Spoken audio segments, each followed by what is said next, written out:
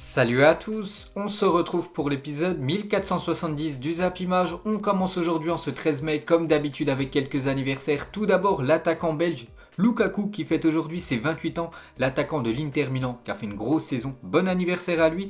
Il y a aussi l'ancien joueur de Manchester City, le milieu ivoirien Yaya Touré qui fête aujourd'hui ses 38 ans. N'oubliez pas sa saison 2013-2014 exceptionnelle de Première Ligue. Donc 20 buts et 9 passes décisives en 35 matchs et ceci en jouant milieu de terrain quand même. 20 buts en milieu de terrain, c'est plutôt pas mal.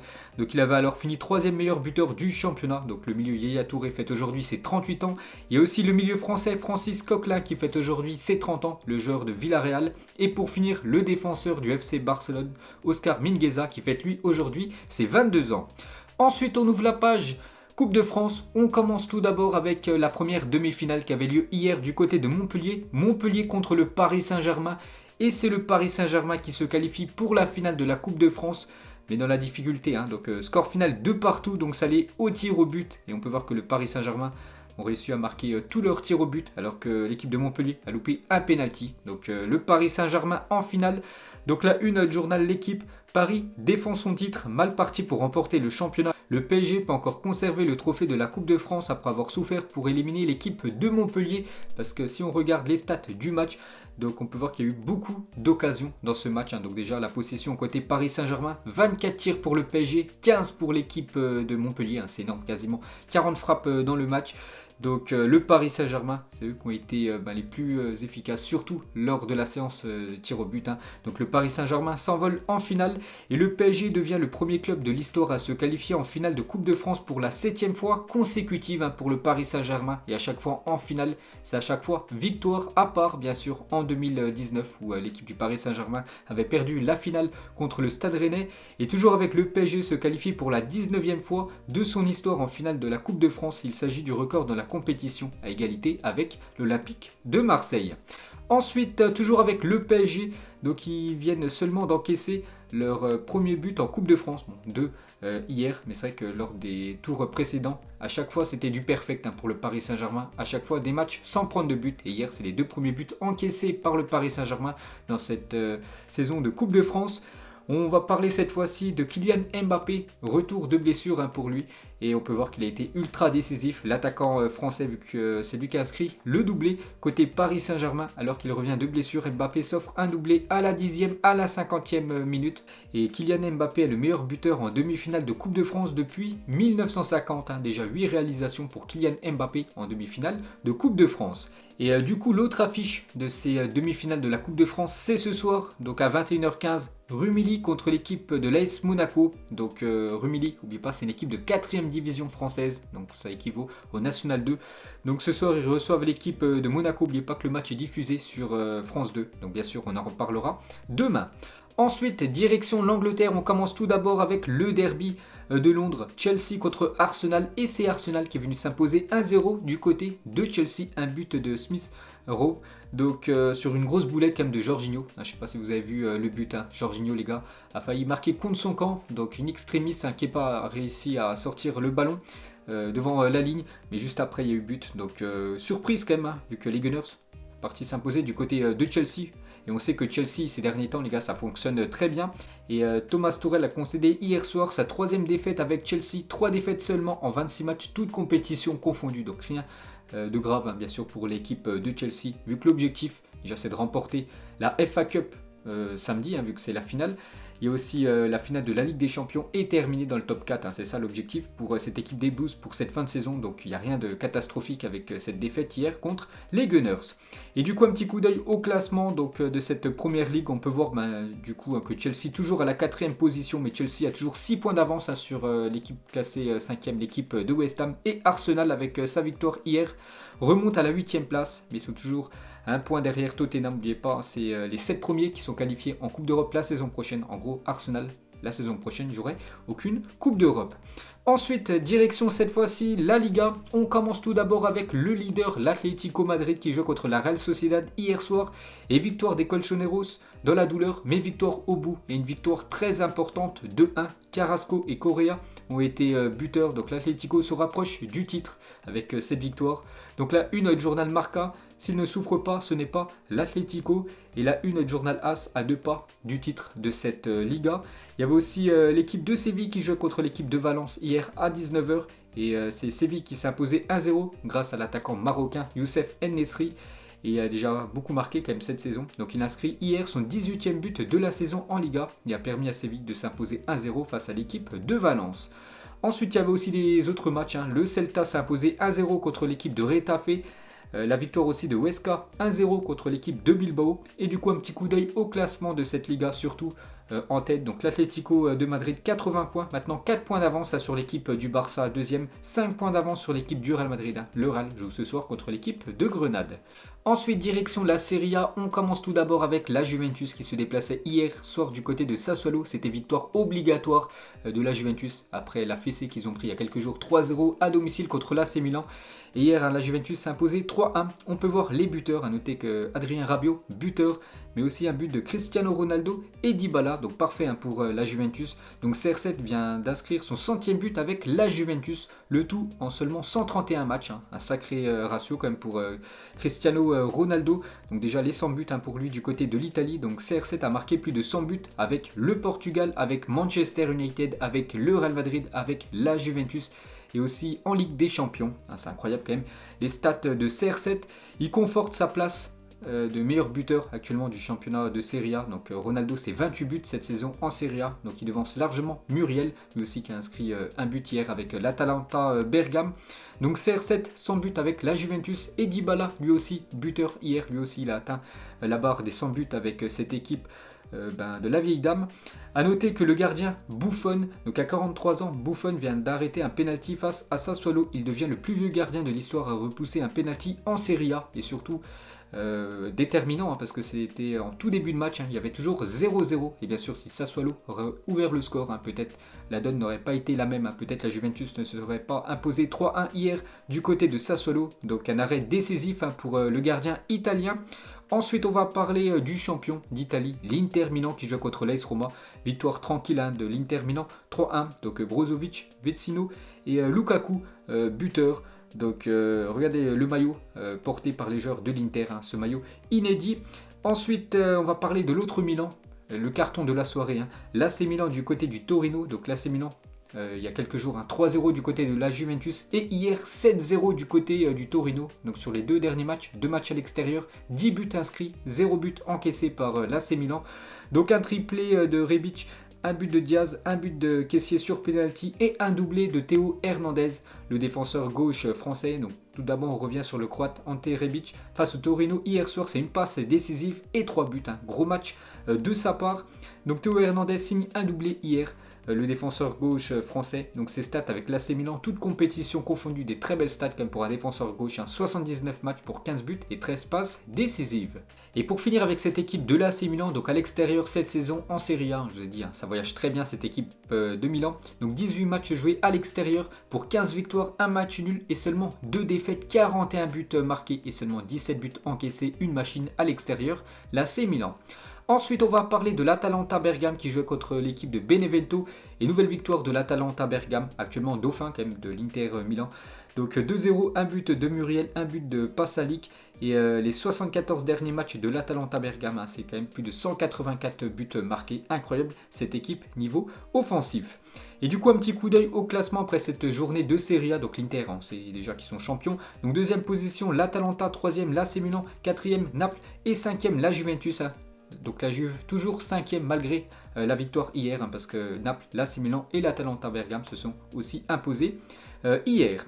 Ensuite, on va parler rapidement du Celtic Glasgow qui joue un match de championnat hier, donc victoire tranquille du Celtic Glasgow, 4-0 à domicile. Mais on va parler d'un joueur, le jeune Dembélé, les gars, le jeune Karamoko Dembélé qui a seulement 18 ans et vient de marquer son premier but en professionnel avec le Celtic Glasgow. Félicitations à lui. Et n'oubliez pas, les gars, pour ceux qui me suivent vraiment depuis très longtemps, depuis mes premiers épisodes de Zapimage, c'était le Zapimage numéro 8. Et j'avais mis en titre à 13 ans, il est surclassé et joue déjà avec les U20 d'un club pro. Donc il s'agissait bien sûr de Dembélé, c'était le 4 octobre 2016 que j'avais mis ce titre, que j'avais parlé de Dembélé. Et 4 ans plus tard, les gars, bien sûr, maintenant il inscrit son premier but avec l'équipe professionnelle du Celtic Glasgow. Et toujours sur cette affiche, donc les supporters du Celtic manifestent leur soutien à la Palestine. De nombreux drapeaux figureront dans les tribunes pour la rencontre de ce soir. Cette rencontre que je vous ai parlé juste avant, donc on peut voir le soutien des supporters du Celtic envers la Palestine. Ensuite, jetez un petit coup d'œil au programme de la journée. Aujourd'hui encore, beaucoup de foot. Donc à 19h, Aston Villa, Everton. Ce soir, 21h15, gros choc en Première Ligue. Manchester United contre l'équipe de Liverpool. Il y a aussi un match en Italie. Crotone contre Hellas Vérone. Il y a aussi le match de Coupe de France. Rumilly contre l'AS Monaco. 3 matchs en Liga, dont ce Grenade-Real Madrid qu'on va parler juste après. N'oubliez pas aussi ce soir, finale de la Coupe d'Allemagne entre l'équipe de Leipzig et l'équipe du Borussia Dortmund. Ensuite, on revient sur le Real Madrid. Donc ce soir, le Real Madrid se déplace du côté de Grenade. Victoire obligatoire des Merengues, surtout que l'Atlético Madrid s'imposait hier. Il faut absolument s'imposer, sinon ils ne conserveront pas leur titre de Liga. Le Real a toujours gagné contre Grenade au stade Los Carmenes depuis sa dernière défaite le 2 février 2013, donc ça fait 7 ans quand même qu'il se déplace à chaque fois du côté de Grenade. À chaque fois, c'est victoire pour le Real Madrid. Espérons que les Madrilènes vont poursuivre leur bonne série afin de continuer à y croire pour le titre en Liga. Donc Zidane en conférence de presse hier, il a dit il reste 3 matchs, Grenade a réalisé une très grande saison, ils ont un bon entraîneur et de bons joueurs, c'est un défi pour nous et il faudra être à la hauteur car ils vont chercher à faire un résultat contre nous ce soir pour ce match de Liga. Donc regardez la liste des joueurs convoqués par Zidane pour ce match ce soir. Donc Ramos, Carvajal, Vasquez, Mendy, Varane et Marcelo ne sont pas là. Pourquoi Marcelo n'est pas là? Pourtant, tous les autres, Ramos, Carvajal, Vasquez, Mendy, Varane, tous ces joueurs sont blessés, mais Marcelo n'est pas blessé et il est exclu du groupe. Pourquoi? Donc Marcelo exclu du groupe du Real Madrid après s'être embrouillé avec Zidane à l'entraînement hier.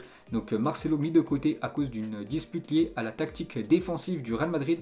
Hier à l'entraînement, Zinedine Zidane a exclu Marcelo du groupe pour le match prévu ce soir contre Grenade, selon le journal Goal. Bon, c'est officiel. L'entraîneur français a pourtant un effectif réduit et du coup il se passe ce soir de Marcelo. Pourtant, il n'y a pas que Ferland Mendy, bien sûr forfait. Varane aussi n'est pas là, ni Sergio Ramos en défense. Et il met de côté quand même Marcelo parce qu'ils se sont embrouillés hier à l'entraînement les deux. Et on peut voir la compo probable ce soir pour les deux équipes. Donc côté Real Madrid, regardez le défenseur gauche, normalement ce soir titulaire, ça devrait être Miguel. Donc bien sûr un joueur remplaçant, un joueur quasiment de l'équipe B.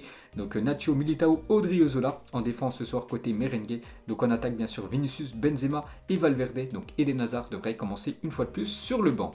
Ensuite, on va parler de Eder Militao, a reçu son trophée de meilleur joueur du Real Madrid pour le mois d'avril. Félicitations au défenseur brésilien. Ensuite, on va parler de la finale de la Ligue des Champions prévue le 29 mai prochain. Et c'est officiel, l'Espagnol Antonio Mateu Laoz arbitrera la finale de la Ligue des Champions entre Manchester City et Chelsea. Donc ça sera sa première finale de Ligue des Champions pour lui, vu qu'il n'a jamais encore arbitré une finale. Donc félicitations à lui. Et l'arbitre de l'Europa League, j'en avais parlé ces derniers jours, c'est bien officiel, ça sera le français Clément Turpin, a été désigné pour arbitrer la finale entre Manchester United et Villarreal. Ensuite, on va parler de l'Ajax Amsterdam, donc champion cette saison des Pays-Bas, a fait fondre son trophée de champion des Pays-Bas 2020-2021 pour partager le titre avec ses fans. Les 42 000 détenteurs de billets pour assister à un match cette saison recevront une petite étoile des champions créée à partir du bouclier d'origine. Et je trouve ça très beau de la part de l'Ajax Amsterdam de récompenser tous les supporters fidèles de cette équipe de l'Ajax, malgré que ça a été une saison compliquée pour les supporters vu que tous les matchs se sont joués à huis clos. Donc il y aura plus de 42 000 petites étoiles qui seront distribuées à tous ceux qui ont un abonnement du côté de l'Ajax. Ensuite, direction le Portugal, on va parler de la maman de Cristiano Ronaldo, apprécie vraiment le premier titre du Sporting en 19 ans. Donc hier elle a fait la fête, la maman de Cristiano avec ses amis bien sûr, vu qu'elle habite toujours au Portugal. Et elle, c'est une grande supportrice du Sporting Portugal. Et Dona Dolores, donc la mère de CR7, a des supporters sur un retour de son fils au Sporting. Elle a dit je vais aller le voir demain et le convaincre, il reviendra un jour jouer du côté du Sporting. Ensuite, toujours avec Cristiano Ronaldo, donc un record qu'il avait en Serie A battu le week-end dernier, donc dimanche soir, lors de Juventus Milan. Tomori a sauté à 2,63 m de hauteur lors de son but, établissant un nouveau record en Serie A. L'ancien record était détenu par Cristiano Ronaldo, 2,54 m contre la Sampdoria la saison dernière. Donc maintenant le nouveau record d'un but inscrit de la tête, c'est le défenseur anglais Tomori qui s'est élevé à plus de 2,63 m. C'est tout simplement énorme. Ensuite, officiel, j'en avais parlé hier, j'avais dit que ça allait être certainement officiel dans la journée hier. Et c'est officiel, Aymeric Laporte acquiert la nationalité espagnole. Il devient ainsi sélectionnable par la Roja, donc la sélection espagnole de football. C'est désormais officiel, le journal officiel espagnol a confirmé ce mercredi que Aymeric Laporte vient de recevoir la nationalité espagnole. Le joueur de Manchester City, jamais sélectionné chez les Bleus, devrait jouer l'Euro avec tout simplement l'équipe espagnole. Ensuite, une autre info officielle, donc Xavi, l'ancien joueur du FC Barcelone, prolonge jusqu'en juin 2023 avec l'équipe de Al Sadd, donc une équipe au Qatar. Donc lui qui était pressenti pour revenir du côté du FC Barcelone, remplacer Koeman en fin de saison. Donc du coup, il prolonge avec cette équipe de Al Sadd au Qatar.